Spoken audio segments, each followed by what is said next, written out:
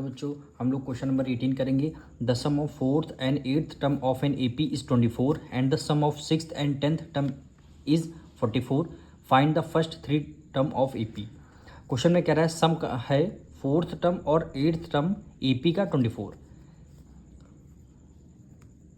देखिए क्या कह रहा है फोर्थ टर्म यानी A4 प्लस क्या है A8 यानी एट्थ टर्म A8, दोनों का जो सम है कितना गिवन है 24 गिवन है। कितना गिवन है 24 गिवन है। और देखिए क्या गिवन है, फिर कह रहा है and the sum of six and tenth term, six यानी A6 प्लस टेंथ टर्म यानी A10। ठीक, दोनों का सम कितना गिवन है 44 गिवन है। दोनों का सम कितना गिवन है 44 गिवन है।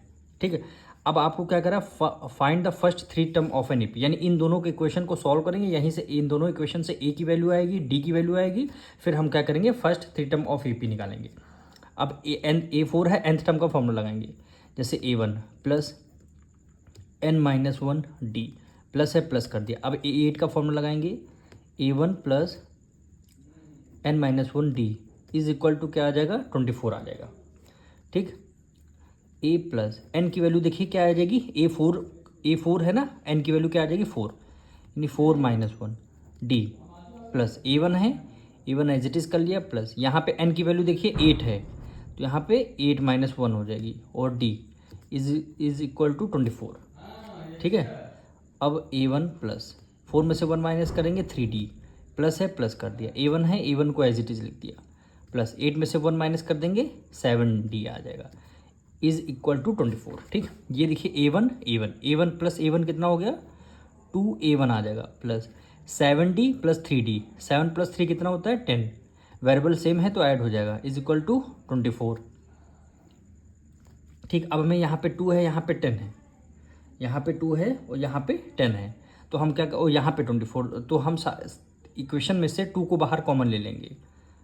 ठीक, 2A1 में से 2 बाहर कॉमन ले लिया, यहाँ पे A1 बचेगा। 2 में से 2 की टेबल में 10 कितने टाइम में आता है 5 टाइम में, यानी 2 5 10 डी हो गया, इज इक्वल टू देखिए 2 की टेबल में 24 कितने टाइम में था 12 टाइम में, तो यहाँ पे हो गया 12 हो गया। ठीक, यहाँ पे क्या हो जाएगा 12 हो जाएगा। अब इसे ये 2 है,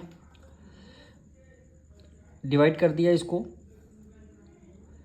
ठीक, तो क्या बचेगा A1 plus 5d is equal to 12 बचा। ये हमारी फर्स्ट इक्वेशन आ गई, ये हमारी फर्स्ट इक्वेशन आ गई। अब यहाँ से हम सेकंड इक्वेशन निकालेंगे। जैसे A1 प्लस यहाँ देखिए 6 है, n-1 कर देंगे तो देखिए n माइनस यानी 6-1 कर देंगे, d हो गया, प्लस यहाँ भी देखिए A1 प्लस n की जगह क्या लिख देंगे 10 लिख देंगे, यानी 10-1 और d इज इक्वल टू 44 आ गया, इज इक्वल टू 44 आ गया। अब यहाँ पे देखिए A1 प्लस 6 में से 1 माइनस कर देंगे 5d प्लस A1 प्लस 10 में से 1 माइनस कर देंगे 9d इज इक्वल टू 44। ठीक, ये A1 कितना हो जाएगा 2A1 हो जाएगा, प्लस 9 प्लस 5 कितना हो जाएगा 14, यानी 14d इज इक्वल टू 44।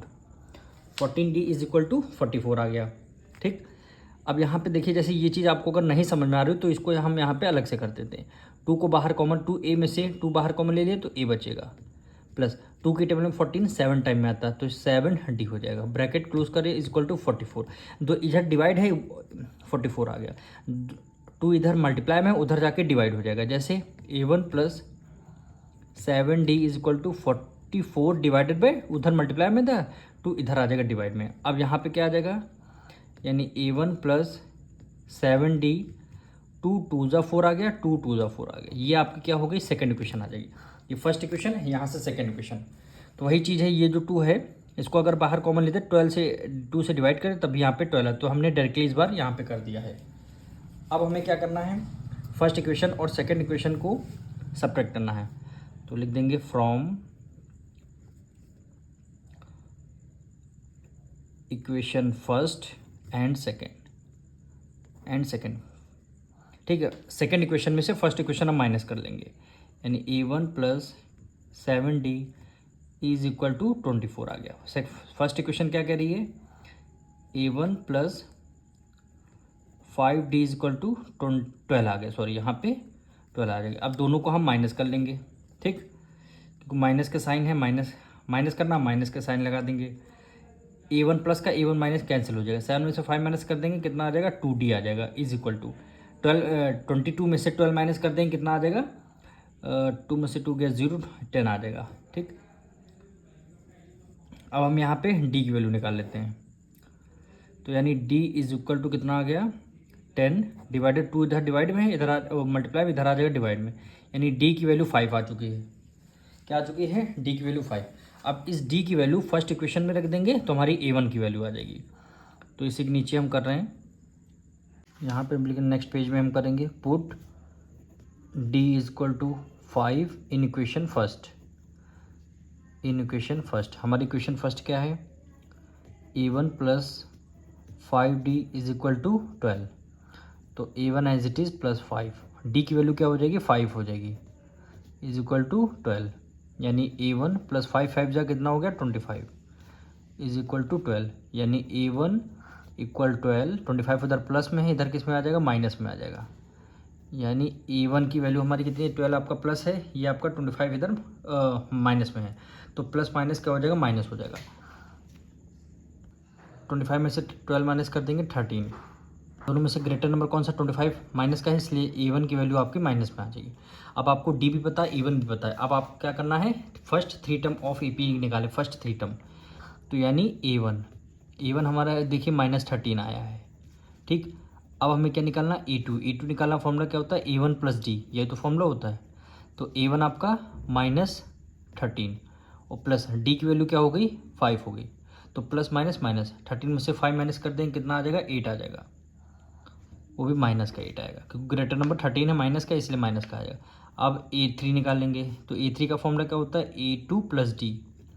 ठीक, A2 की वैल्यू क्या -8 प्लस D की वैल्यू +5, प्लस माइनस माइनस 8 में से 5 माइनस कर देंगे 3 आ जाएगा, वो भी माइनस का 8 आपका ग्रेटर है, यानी A1 की वैल्यू -13, A2 की वैल्यू -8 और A3 की वैल्यू -3, यानी फर्स्ट 3 टर्म ऑफ AP आ गए। यानी यहाँ पे लिख देंगे AP इज इक्वल टू -13, -8, -3, यही क्या हो जाएगा आपका आंसर हो जाएगा।